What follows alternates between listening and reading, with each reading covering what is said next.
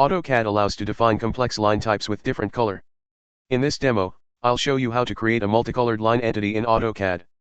This can be achieved with the MLine functionality using the ML-style command. Here is the step-by-step breakdown of how to set this up. Type ML style in the command line and press enter.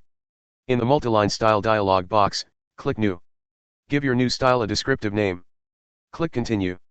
In the Elements section of the dialog box, you'll see line elements listed initially, 2 by default. Since we need this 2 elements, we'll just modify it. Set both elements offsets to 0. This makes both lines coincide exactly. Assign different color, for example red for the first element, then green for the second. Then assign different line type. For example, continuous line for the first element then, dashed line for the second element. Or you can assign both dashed line but make sure it has different style. Once you're done with the configuration, click OK and then set your new style as current. Now that the style is ready, you can draw it just like a polyline. Type MLine and press enter. This covers how to create a multicolored line entity in AutoCAD. If you have a question to ask, leave it in the comments below and I'll do my best to answer it. If you found this tutorial is helpful, please give us a thumbs up and don't forget to subscribe on our YouTube channel. Thank you very much for watching and have a great day.